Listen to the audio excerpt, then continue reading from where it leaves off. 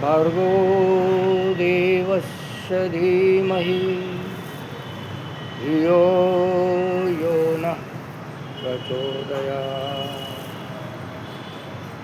ॐ त्र्यम्बकं यजामहे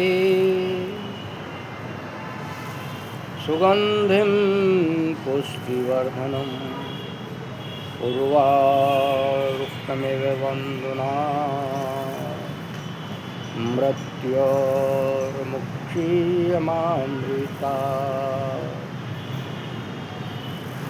ॐ सहना भवतु सहनौ भुनक्तु सह वीर्यं करवावहै तेजस्विनावधीतमस्तु मा विद्विषावहै। ॐ असतो मा सद्गमय तमसो मा ज्योतिर्गमय मृत्योर्मामृतं गमय। ॐ सर्वे भवन्तु सुखिनः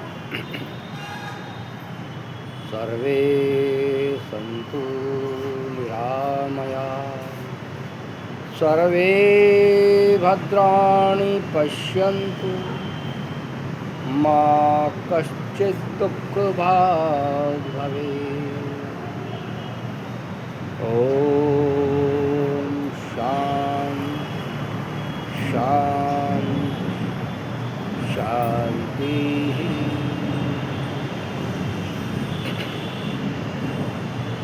हम सब रोज ऐसे ही मंत्रों का उच्चारण करें और इन मंत्रों के उच्चारण के बाद हम प्राणायाम का अभ्यास करें तो उसका विशेष लाभ हमें मिलता है।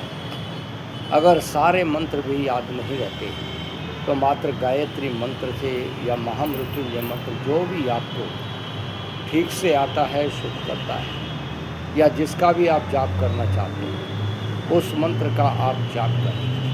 और अगर जाप भी पूर्ण नहीं कर सकते तो ओम का जाप तो हम लोग ब्रह्म कर सकते हैं।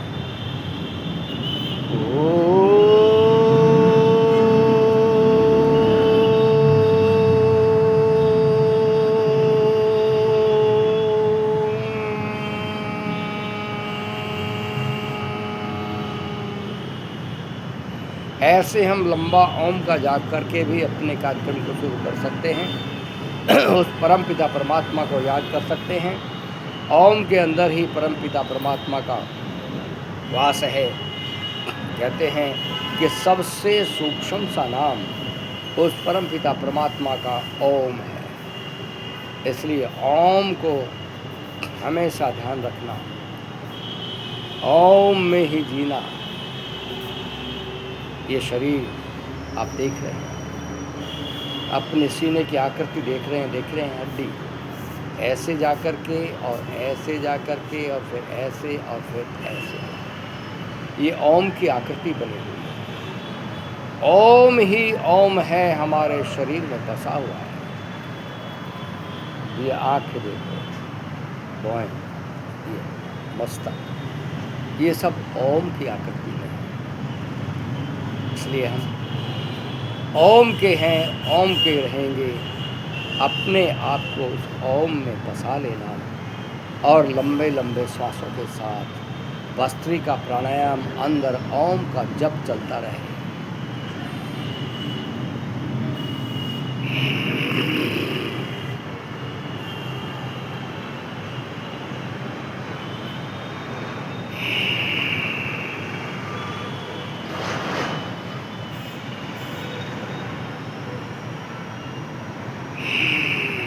डायफ्राम से लेकर के गले तक पूरी ऑक्सीजन आपके शरीर के अंदर भरे, ऐसा प्रयास करते हुए शरीर में ऑक्सीजन का प्रवेश करना, कार्बन डाइऑक्साइड को बाहर छोड़ना। आप देखेंगे कि हमारे सीने के तमाम रोग मिट जाएंगे, दमा अस्थमा हमारा मिटेगा, ये निश्चितता है। इसलिए हमें अपने रोगों को मिटाने के लिए उस प्रकृति के साथ जुड़ना, उस परमपिता परमात्मा के साथ जुड़ना और जुड़ करके अपने आप को रोग मुक्त रखना। ऐसे हम अपने आप को रोग मुक्त करें। कपाल भांति प्राणायाम, जिनका वजन भारी है, जिनके पेट की गड़बड़ी है, जिनको भूख नहीं लगती, शुगर आदि की परेशानी है, लीवर आदि की दिक्कतें हैं, वो सब कपाल भांति प्राणायाम को करें।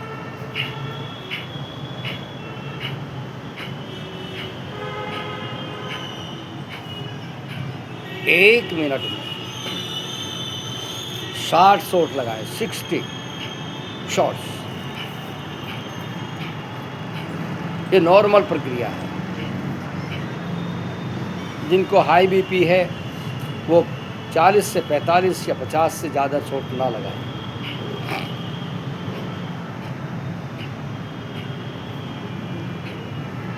ये अपना ध्यान रखें। कहते हैं प्राणायाम करने से या कपाल भांति करने से हमारा बीपी बढ़ जाता, नहीं बढ़ेगा, लेकिन आप अगर उसकी प्रक्रिया को ठीक रखें तो।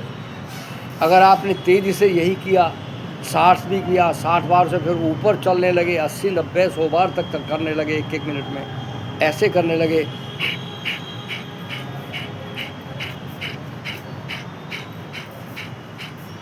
तो इससे बीपी वालों का बीपी बढ़ जाता है। इसलिए हमारा बीपी बिल्कुल ना बढ़े, हमें ये प्रयास रहे। हम ब्लड प्रेशर के रोगी हैं तो धीमी गति से उसको करें, अपने आप को रोग मुक्त करें।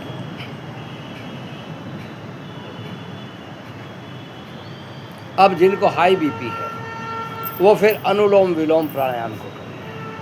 दाहिने नाक को बंद करें अंगूठे से, दाहिने हाथ से अंगूठे से, और दाहिने नाक को बंद करते हुए बाएं से श्वास को अंदर भरें और बाएं नासिका बंद करके दाहिने से छोड़ें और दाहिने नासिका से फिर सांस को भरें और बाएं से छोड़ें। ये एक प्रक्रिया आपकी हुई, ऐसे ही लगातार करते जाएं।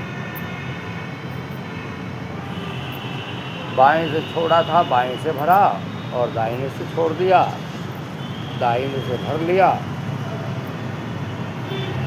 और बाएं से छोड़ दिया। ये हाई बीपी वालों के लिए खास लाभदायक है।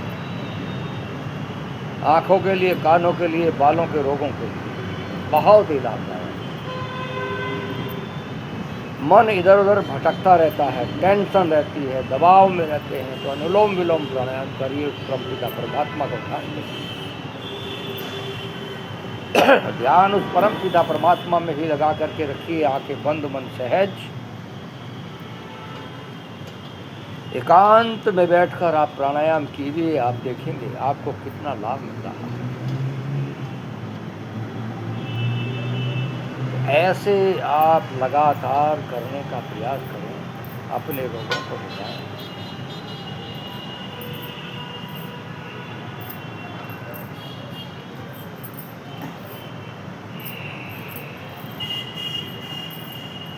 करते जाइए लगातार।